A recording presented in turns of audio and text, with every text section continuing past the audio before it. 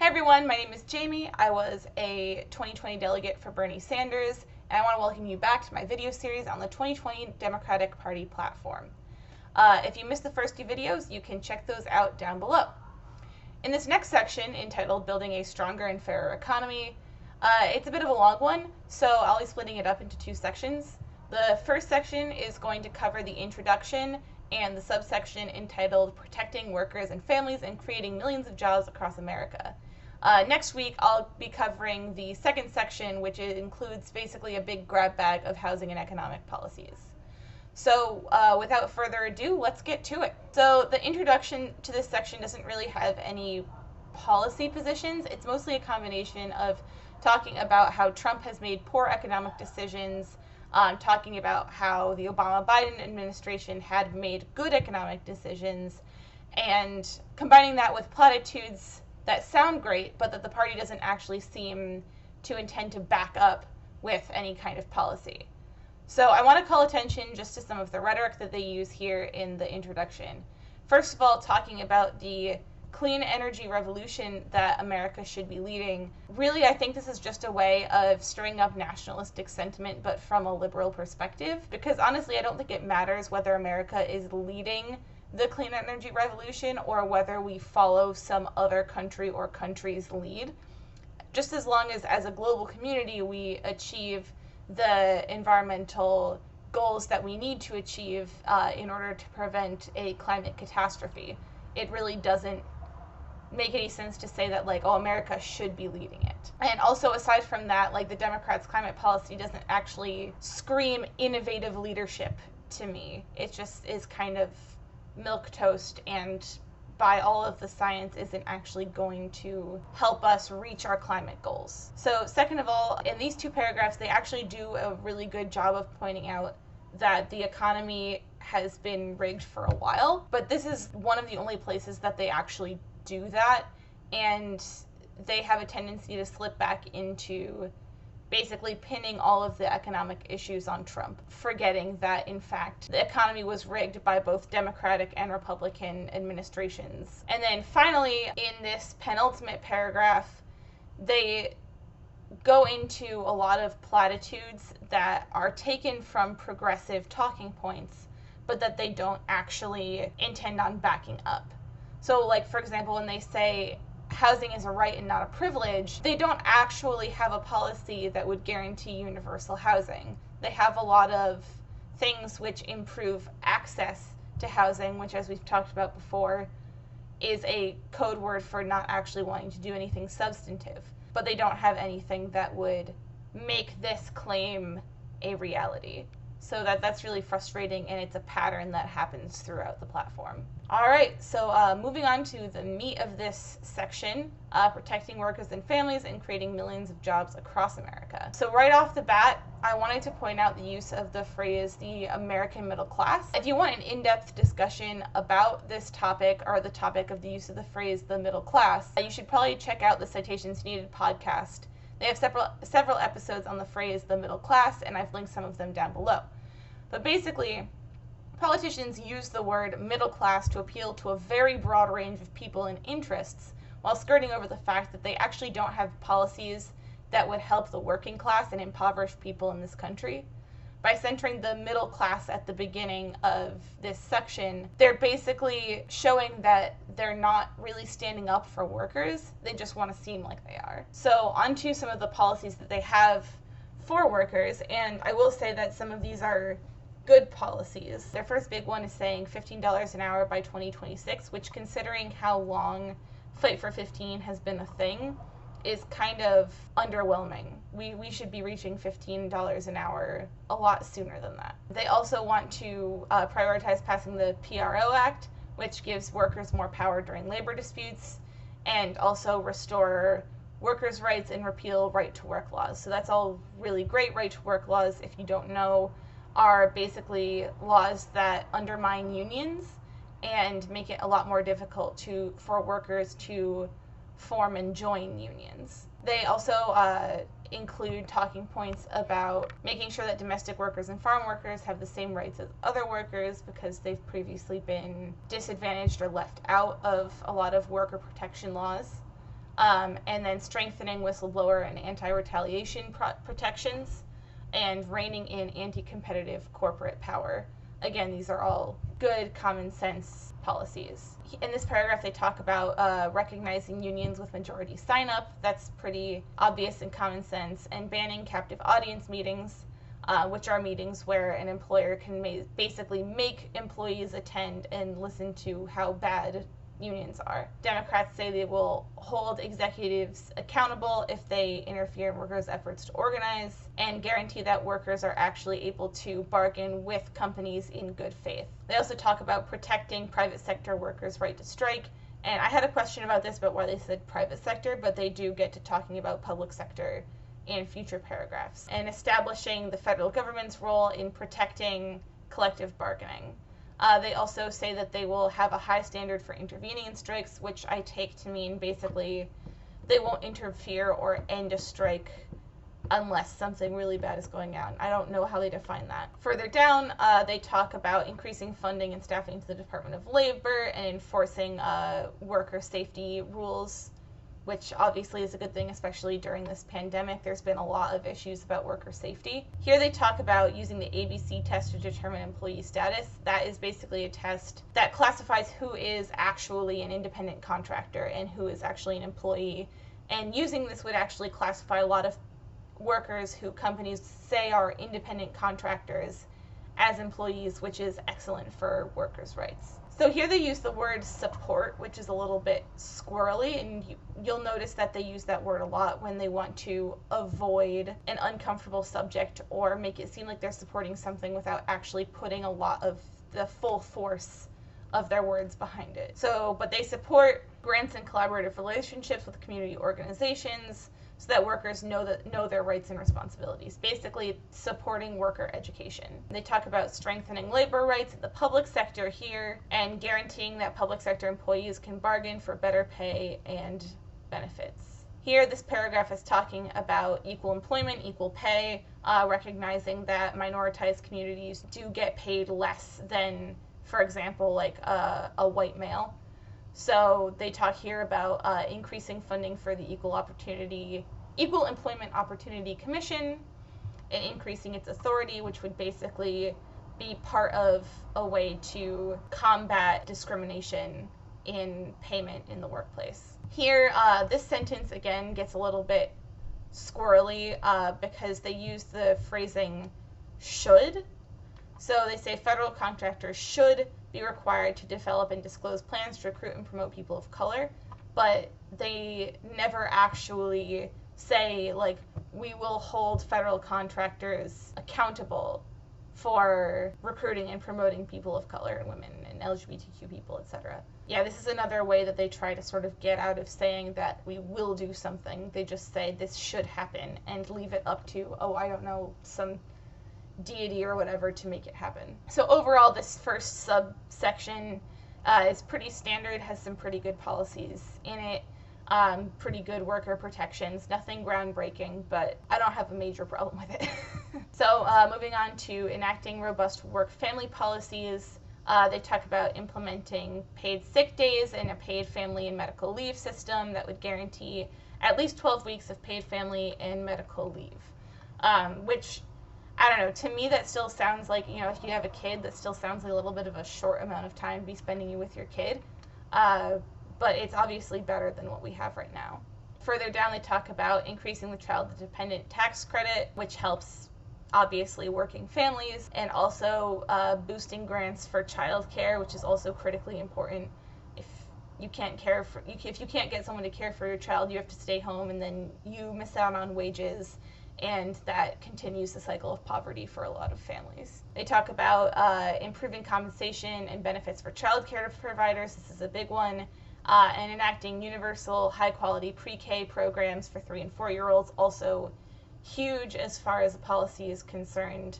Getting an early start on education for people in every zip code across socioeconomic status is absolutely huge as far as, you know, starting at at baseline and trying to get at this inequality in educational achievement and access. They also go to the other end of the age spectrum by talking about increasing services and supports and having home and community-based care for seniors and people with disabilities, which is also important to talk about, and increasing wages and benefits for paid caregivers, because oftentimes these people are underpaid. They're often people of color, often women of color, who do not get paid nearly enough for the work that they're doing.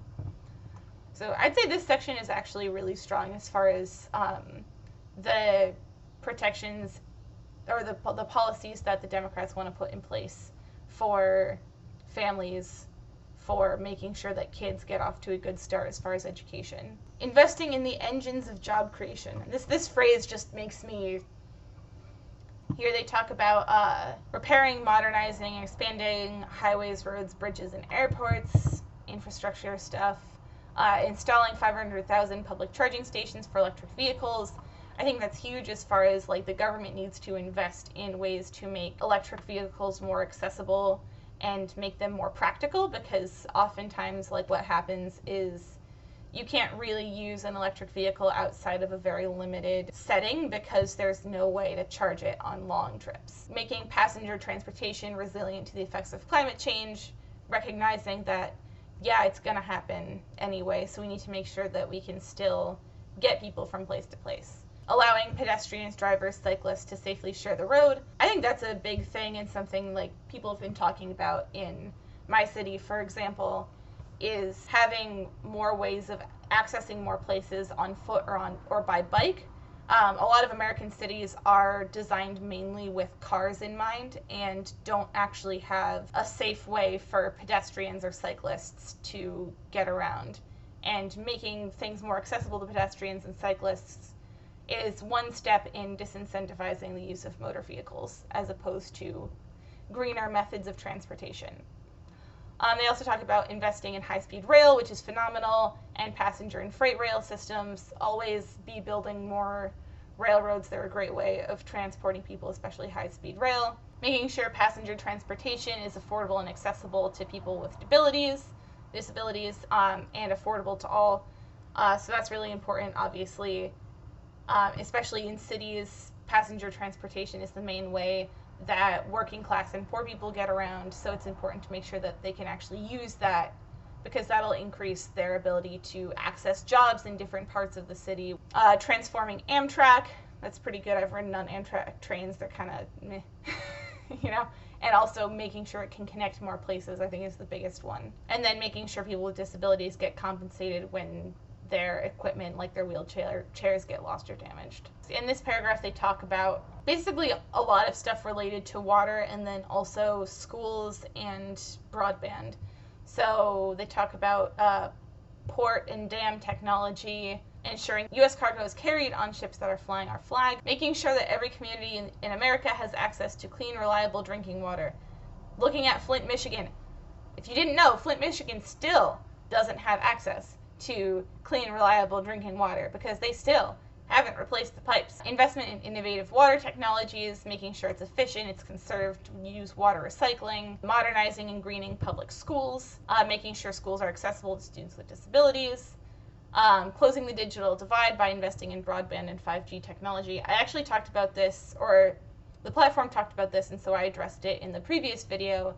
I actually think they have a really good platform as far as increasing access to broadband internet in places that previously didn't have access, because it is something that you need. Like, it's no longer just a luxury to have access to the internet. It is something that you need. And ensuring those projects all support good jobs. So here they talk about supporting the creation of an infrastructure bank, which basically would support infrastructure projects. Here they talk about federal contractors and making sure federal contractors have labor protections and Davis-Bacon wage standards, which are basically ensuring that federal contractors get paid the same wages as private contractors would get paid.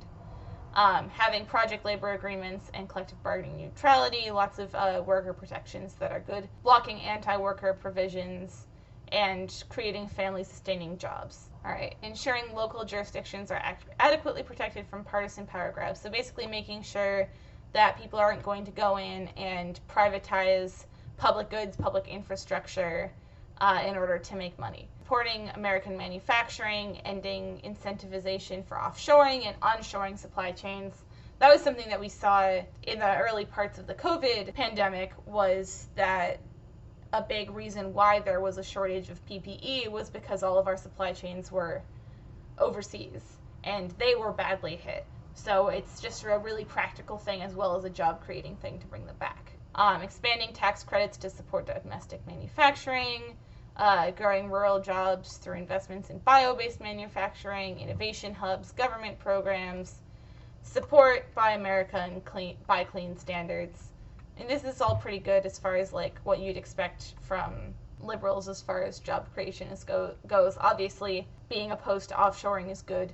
Investing in career and technical education, high quality job training programs, increasing adult literacy. That's all good. I think they have an education section later. Unfortunately, I don't think that they support things like public and community college being free for all, which would be excellent, but they don't support that. Here they start off talking about small businesses, more small business grants, more access to credit for small businesses, increasing support for businesses owned by women and people of color, ending the Trump administration's attacks on the Minority Business Development Agency, and expanding the Small Business Administration, increasing opportunities for women and minority-owned businesses to participate or obtain federal contracts, making it easier for farmers to start an operation, reforming efforts to ensure that the USDA takes a more proactive approach to supporting and training resources for farmers of color, so increasing diversity in farming, protecting family farms, food security, taking steps to limit foreign ownership of U.S. farmland. I didn't know that, this is something that I didn't know before reading this, and I'm really kind of surprised, that you can have foreign entities own U.S. farmland. That is like really weird to me. I don't know. I'm still wrapping my head around the concept that like some foreign company just bought some farms in Kansas and is like, we own this now. I don't know. I hope that they go beyond taking steps and that they actually limit that, because it sounds like it's a really terrible idea. And supporting small and mid-sized farms, that's also huge. Democrats believe farmers should have the right to repair their own farming equipment. Here again, they say they believe that farmers should have this right, but they don't actually say anything about a policy that would say, you know, we will enact a bill that says that farmers have the right to repair their own farming equipment instead of going back to the manufacturer. Expand domestic markets for family farmers and ranchers by developing and growing regional food systems. So basically creating systems of delivering food in your local area and having those be specifically bought by family farmers and ranchers. Making the U.S. agriculture sector the first in the world to achieve net zero emissions. That'd be pretty cool, but when do you plan on doing that? Especially since you don't support a Green New Deal. Growing biofuels manufacturing, strengthening renewable fuel standard, supporting research, development, and deployment of advanced biofuels, expanding popular voluntary programs for sustainable and regenerative agricultural practices. See, I highlighted voluntary here because I don't think that they should be voluntary. I think that they should be the programs that you have to enact and that the government will provide support for enacting if you want to be a farm, especially a smaller mid-sized farm that receives all of the benefits that they're talking about up here. Like, having green agriculture should not be voluntary when we're facing a global climate crisis. Invest in research and development to support climate resilient, sustainable, low carbon, and organic agricultural methods. Enforce labor protections for farm workers, ensure farm workers can bargain collectively, that's obviously important. Tackling market concentration in agriculture, again, this is with the big farming companies that take over everything. Reviewing federal guidelines for worker safety. This got me. Okay, so using the federal government's procurement power to incentivize the humane treatment of farm animals. This is the most, like, capitalist neoliberal way I've ever heard that put. To say, like, oh, we're basically going to try to invent market pressure to incentivize humane treatment of farm animals. If Joe Biden gets elected on this platform, He will be literally in charge of the whole country. And you can do more than just say, oh, the federal government is going to buy this percentage of humanely treated farm animals, or the federal government even is only going to buy humanely treated farm animals. No, you have the power to say, you must treat your farm animals humanely. And exactly like I was talking about with the environmental policies above, it should be a requirement, especially if you're going to get all of this federal support. Especially if you're a smaller mid-sized farm, if the Biden administration wants to support those farms, they should also support them by saying that they have to follow these environmental and humane animal treatment standards, but B, saying that, like, if they do that, they will get this support plus, like, extra support because some of these standards can increase costs. This is all about, like, supporting investment in technology, supporting women innovators, innovators of color. It's all, I mean, all of this language about support and encourage and promote, and it's all good. It shows sort of where their heads are at as far as, like, obviously it's important to have diversity and innovation, but none of it really translates into real policy. Being committed to continuing space exploration and discovery, supporting the work to go back to the moon and to go to Mars. That's pretty cool. I'm glad that they don't say anything about, like, having any kind of military in space, but also I'm upset that they don't address Trump's decision to like militarize space with his Space Force. That is dumb. And actually, this is a place where I think they should have said, like, we oppose President Trump's moves to militarize space further. We oppose the militarization of space in general. And then the final subsection, I promise we're almost done, talking about international trade. I don't know if they talk about trade in later, like, foreign policy sections. If this is all they say about trade, I think it's really upsetting, because I think that this is somewhere where the Republicans are actually going to be able to attack Democrats and possibly even attack them from the left on trade, because they don't talk about trade in a way that makes sense for people who are living here. They basically beat up on China for the entire, like, 3 paragraphs that they gave themselves. And so this paragraph is good, talking about having labor standards, environmental standards, human rights standards when you're going to the negotiation table and talking to other countries about trade. I mean, obviously, these things need to go further as far as pushing for labor, human rights, and environmental standards, but trade is one initial way to start getting there. And then here, again, using the should language about the USMCA and building on pro-labor provisions. You can say that future trade agreements will, or we will enact future trade agreements that build on pro-labor provisions, etc. So I am really wary about whether or not they will make good on this promise. And then this paragraph, they basically entirely talk about China, eliminating President Trump's tax and trade policies, and clawing back public investments or benefits they receive from taxpayers if these companies go overseas. So I think that's actually pretty good. I hope that they actually, this is some strong language about clawing back public investments. I hope they make good on that. I mean, companies who take American, like, money, taxpayer money, and then go overseas and take jobs away should have that money that they got from taxpayers taken back. But anyway, so this has been a little bit longer of a video. There's a lot of policies to get through. I'm linking a document that has a list of the policies in the description. And then next week we'll be going through the second half of this section, which starts off with home ownership and goes through a lot of other sort of miscellaneous economic policies. So yeah, I'll see you next week and have a great day. Bye.